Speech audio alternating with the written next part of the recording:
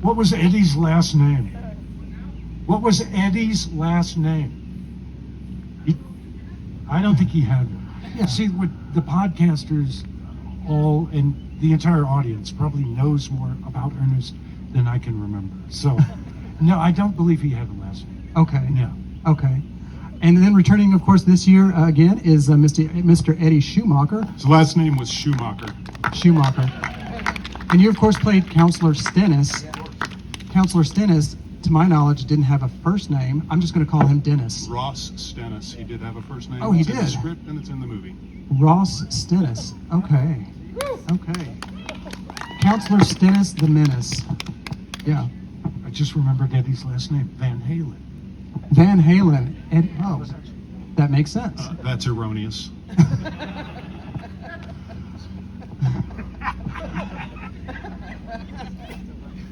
Todd, when's the last time you saw some of these guys? Oh, man, last 2 years ago with Eddie, but I haven't seen Daniel since the Belcourt Theater. We had a showing, and yeah, it was Buster got an award, and they had us all come down to the Belcourt, and it was really cool. Oh, wow. Yeah, Buster was being honored at the Belcourt by the Nashville Film Society. Gotcha. Something like that. Yeah. And Chip was actually the only second chancer that liked your cooking food, as far as I know. So That's why he's my favorite. yeah. Now, Daniel, your history with Ernest and Jim Varney goes back even further than Ernest Goes to Camp. When did you first cross paths with Ernest and Jim Varney? Buster and Mr. Cherry and Coke Sam's came to the Exit Inn to see a comedy group that I was in called Gonzo Theater. And we did satire about Nashville. So that's when Buster said, "Hey, you want to write for Ernest?" And I was like, "Yes," because we just had our first child. And so I would come over and he said, "I'll pay you $75 an hour." And this was like 83, something like that. And I was like, "Yeah, wow." And I wrote 3 Ernest commercials in the first hour in 40 minutes. He said, "I'll pay you for the whole hour." And those 5 Ernest commercials, they were running 10 years later. And he got them for $25 each. But yeah, that was the first time when he invited me to write. Wow. So whenever you're actually writing these commercials, how much of the page made it out of Ernest's mouth and how much of it was just like Jim improving? Well, I mean, you always had to have the client and the product with commercials. You know, there was product information. But it was, the commercials, it was almost all scripted. But the thing was that it didn't, with Jim, if you're writing comedy and you're writing for a person like Jim, it's really easy, you know? Because anything you write was funny, or he would make it funny. It was incredible. Wow. And so you were telling me earlier how you got involved in Ernest Goes to Camp. The production had already started. You show up here on set. There's some heated discussions about what's going on. And then you sort of got propositioned to suddenly be on camera. Tell us about how that went down. Well, it was that building.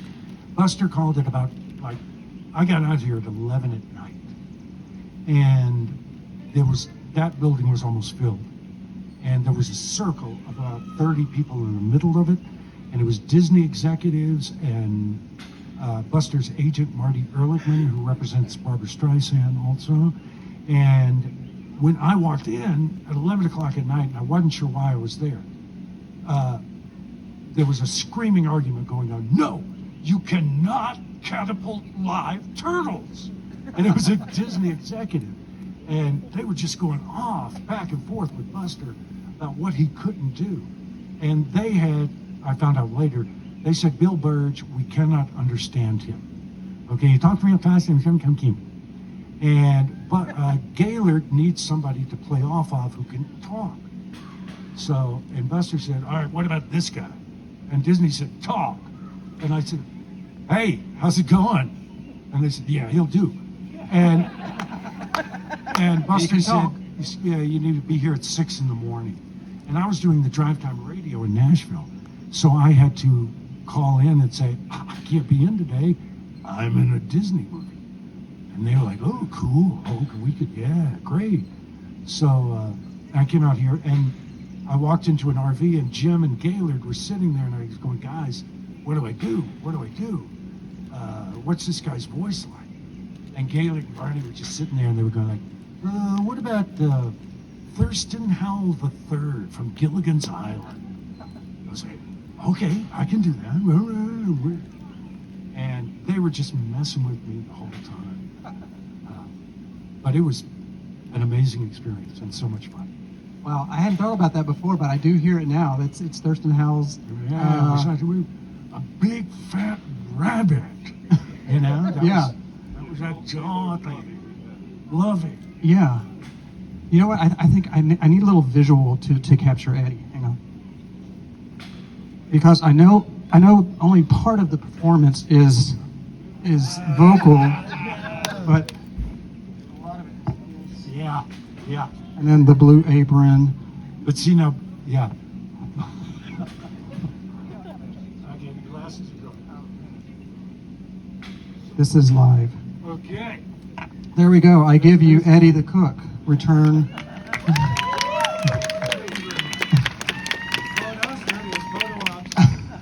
No, but see, here's the thing. Buster's wife, Kathy, was the art director, and the hat was mine. I got it as barter for doing this Outdoor Stores radio commercials. So I brought the hat, and I said, bring a funny hat, bring your hats, Kathy told me. And so I brought this, and she took coat hangers to wire coat hangers to make them always stand up. Yeah, it was hot then. Yeah. That's the kind of hat you want to wear in July heat at a Tennessee camp. Yeah. Thank you. Yeah, and Chip, you were wearing a sports jersey with a sport jacket. Stylish, my brother. Yeah, it was really nice.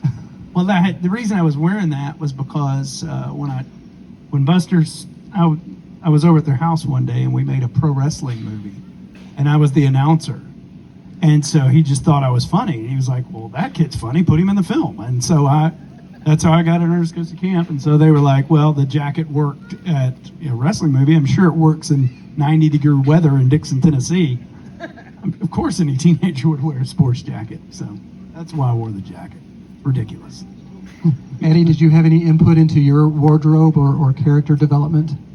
When Buster told me that I was the mean counselor, I requested, this was early on, they just barely come out with these, but they had the survival knives with the little screw-off cap that had the compass on the top and matches and whatnot in it. I said, I really ought to have a survival knife because then I can pick my nails with it during our meeting. And he loved it and got me a knife, so that worked out. Wow.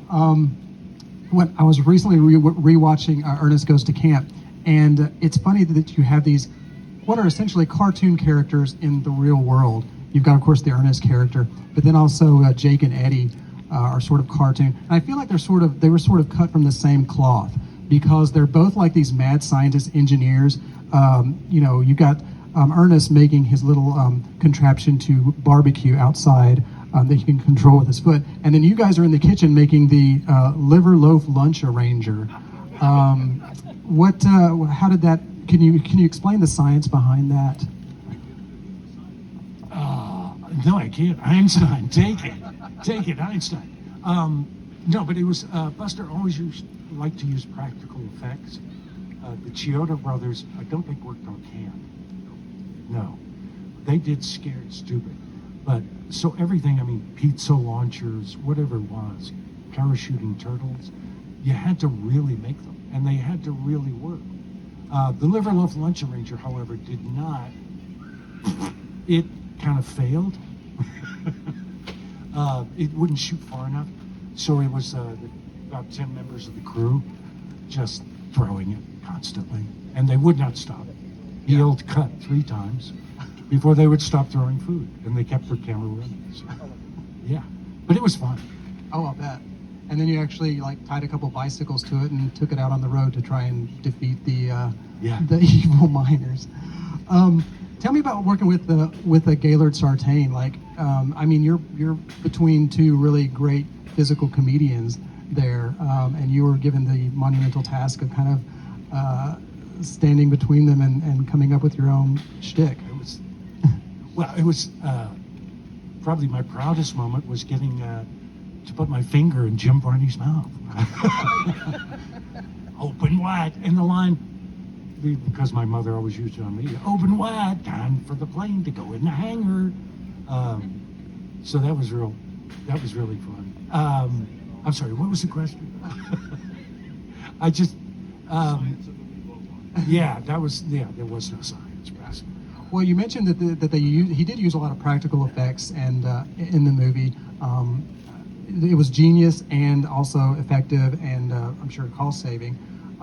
But there was also lots of stunts involved as well. Eddie, you were telling me about when Counselor Stennis gets injured. You were actually on the lifeguard stand and toppled over a couple times, right? Yeah, you want science? There's some physics involved in this process. Sure.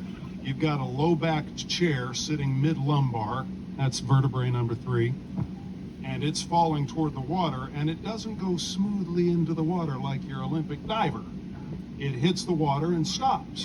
Meanwhile, the body atop the chair desires to continue moving while the chair has stopped. So I did one take. He said, yeah, I'll do one. Great. And I came out of the water with a really sore back, and yes, a sore leg also, because my leg was on the chair. So there's no faking that. Somebody was saying that you should have done it the Stennis way. I pretty much did.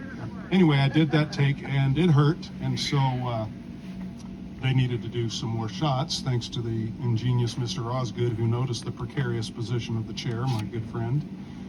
And so I was injured, but I had to come in and do scenes the next day. And so we have a stuntman. His name was Keith Tellez, absolute brilliant genius, sweetheart of a guy. Had burns over about 70% of his body that he'd gotten in a fire stunt during filming of Iron Eagle way back in the day with Lou Gossett, and still was working with his stunt team and the head of the stunt team. And he said, I got this, I'll do it, that's what I'm here for. And he climbed up onto the chair, put on my clothes essentially, and did the next 3 or 4 takes and came out. I don't know, he hides hurt better than I do. I'm just gonna guess, because I know it hurt every time, but he did it until they got it. And if you slow down most movies, you can look and go, oh, that's a stuntman. If you slow it down, you can tell the hair's different, he's built different, he runs funny, whatever. I've watched it over and over, and I can't tell. It's probably him. I mean, just given the odds, 4 to 1, it's him if I'm taking odds on it. But I can't tell, so I accept it, and I'll take credit for it. That's pretty much the last time we see Counselor Stennis, so the leg injury must have been pretty extensive. I challenge anybody to try swim with a broken leg, but if you find it out, there's somewhere out there on YouTube, I was telling some people, there's a video version of Ernest Goes to Camp, the horror movie. It's like a 5-7 minute short. And when I fall off the chair, it actually shows a severed leg floating to the bottom of the lake. That didn't happen, but it's still fun to look at. Well, it makes me kind of wonder, like, what happened to Counselor Stennis afterwards. And, you know, if I can just drop a seed for a fan fiction, Ernest Goes to Camp Part 2, let's say Counselor Stennis was able to return. Do you think he and Ernest would have been friends, given that Ernest saved the camp? He left that behind for a burgeoning career in the theater in southern Utah, and then later taught martial arts for the remainder of his life. I see. Okay. There we go. Me. How about Eddie the cook? What do you think he went on to do after the events of Ernest Goes to Camp? Wow, Eddie the cook. Well, he definitely got a stimulus check. Yeah. Well, in the post-credit scene, he sort of transforms after he has the eggs erroneous. The unemployment, the bump on the unemployment. I knew he took that. I don't. No, but the evil scientist, that aspect of it, that I could see Gaylord and Eddie. Yeah, just working at Six Flags over Georgia.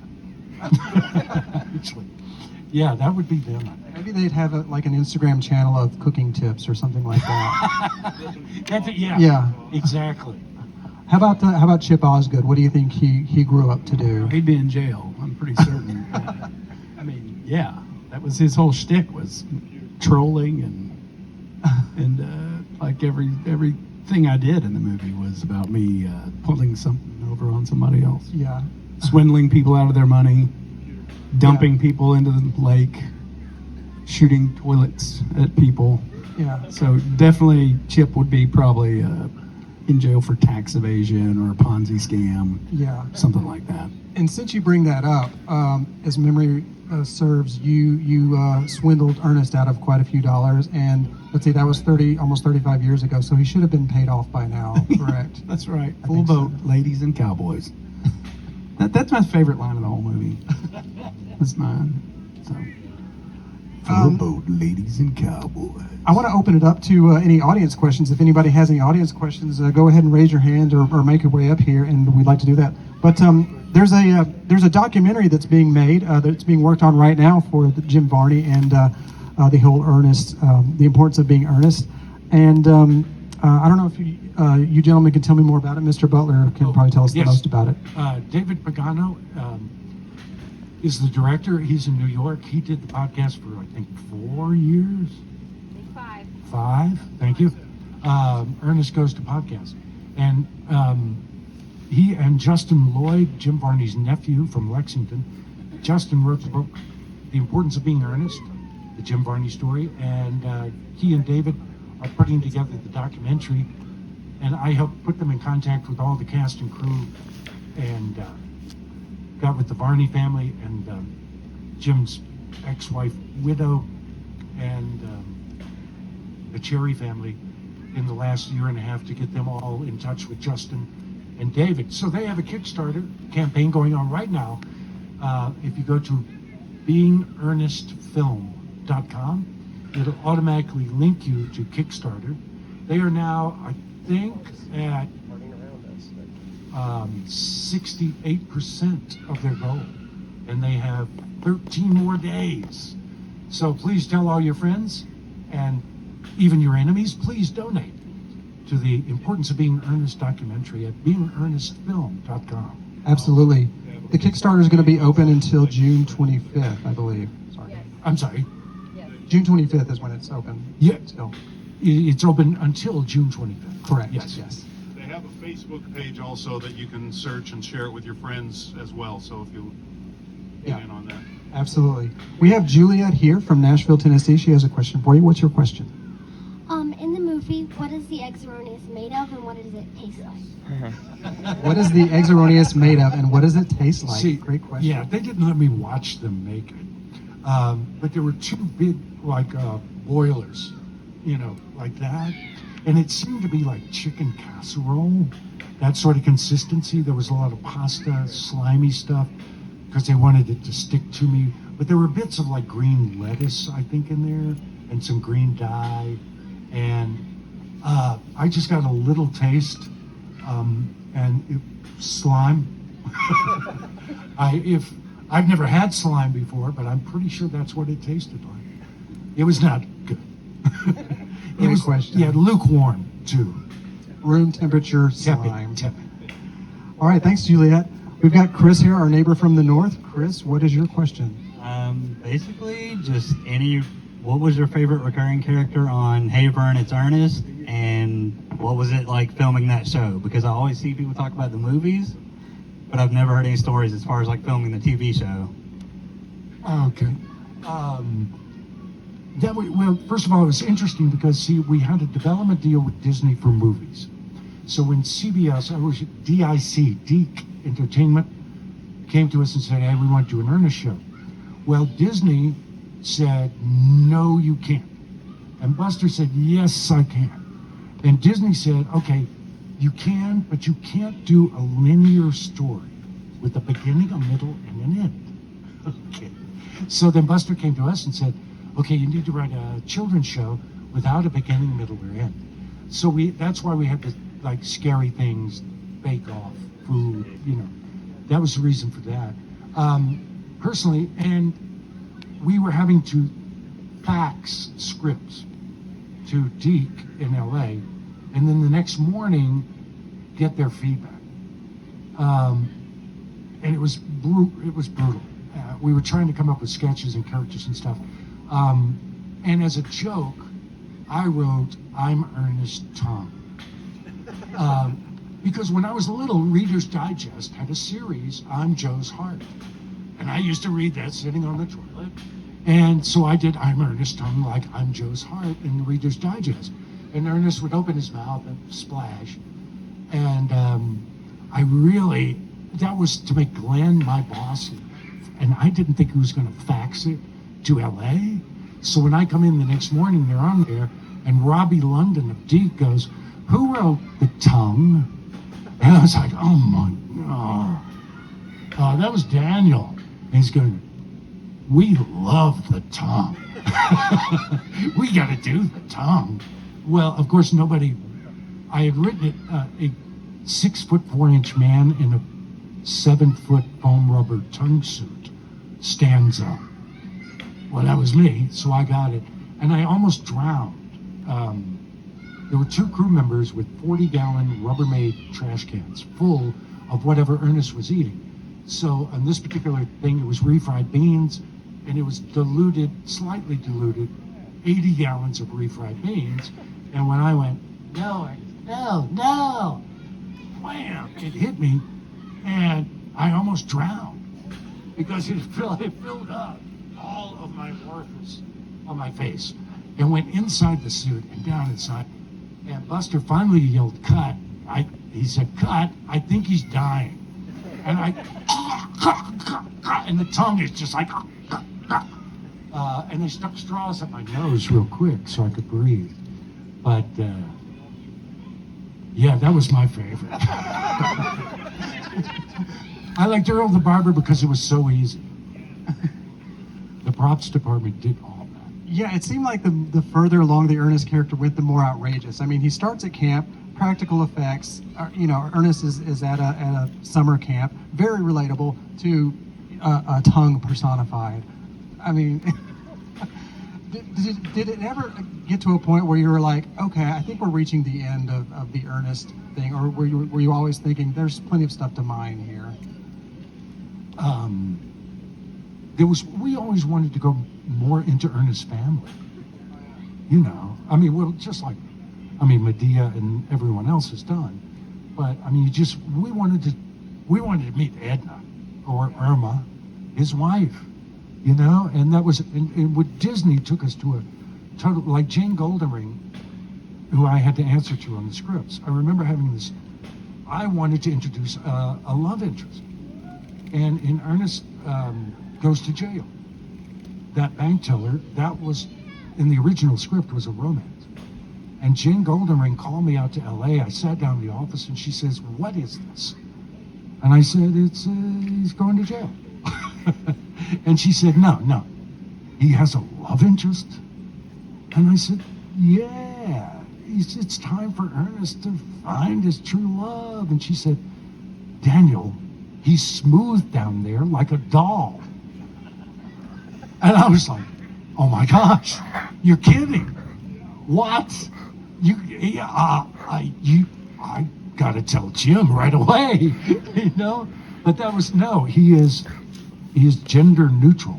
Right. And he can't, like Charlie Chaplin's Little Tramp. Right. He could not get the girl. Right. You only Can't wanted to do see that. him in certain situations. But, Silly me. yeah, but he does have a tongue. Yeah, that was the TV. That's awesome. Any other audience questions? Yeah, right here. What's your name? Where are you from? Adam from Orlando. If the franchise had stayed with Disney, where do you think he would have gone? Yeah, I'm sorry? The franchise had stayed with Disney, where do you think he would have gone? Oh, well, it was, Disney at that time had 50 writers. They were paying $100,000 a year to write scripts. And they had warehouses of scripts. So the first 3 movies were scripts that had been written, and they handed them to us and said, "Now make it an Ernest movie." So, and at the time, they would make a decision on, is this an Ernest movie or is it a Pauly Shore movie? And so if you got, like, Pauly, I think, did In the Army now. The Army was, that was, actually, we had already rewritten that for Ernest. And some of my lines that I had written for Ernest were in the Pauly Shore movie. And I was sitting in the theater going, wait a minute. And it would have become what Pauly Shore was. That's where they went with him. All three of you, having been through the Ernest universe, and how has it kind of affected your life being part of this? Do people recognize you? Being here at Ernest Day and seeing the fan base that still exists, what does it mean to you, and what do you see in common with Ernest fans? I don't know. I think it would be a better question for those two, just because I live here, and this is my part of the country, and I've always lived. I mean, I've got family in White Bluff. I mean, I've got family in Burns. My cousins own the drive-in, or did for years. It's for sale right now if you want to buy it. It's 2.9 million is what I heard. Your own drive-in. Pretty. Anyways, it not a week goes by where somebody doesn't say, "Hey, do you remember that movie you were in?" And I say, "Yes, I do remember the movie I was in." Or things like that, where people, I'll get something in the mail. Got some from Canada not long ago, where somebody wanted me to sign something and send it back. And so it's weird for me because I never really did anything else in the industry, nor had any interest to do so. But it has changed my life, surely, because I've been forever known as the fat kid from Ernest Goes to Camp. And so, hey, that's me. Smart kid, that's better. Well, when you look at the entertainment industry in Nashville, the first non-country music thing that was ever done in terms of national entertainment was Ernest.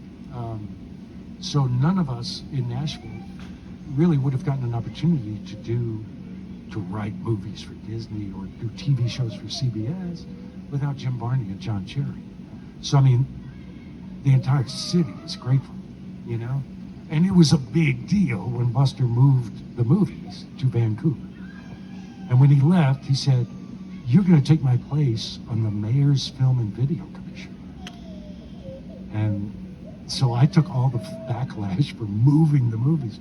But no, it was just an honor and a privilege to be in the right place at the right time with the right guys. And I need to mention here, though, Lynn Johnston, Gil Templeton, Steve Leisure. These were the people who were writers. Lynn Johnston organized everything, who've just passed away in the last few years. And I just wish you could meet them and know how much. I mean, Leisure was the voice of Ernest. This guy, I mean, I'll give you one example. Purity is selling, it's like milk with nothing in it, half plus. And they want us to come up, and the only reason to drink this, it's white water, okay? There's no flavor in this stuff. And they said, "And why are we supposed to drink this?" And they said, "You'll lose weight." And Leisure just went, "Use it and lose it." And he picked up his pen and his book and walked out. And that was it. Use it and lose it. Purity half plus. But he just had the Ernest voice. And he just passed away last year. I just wanted to say a thank you to them. Sure.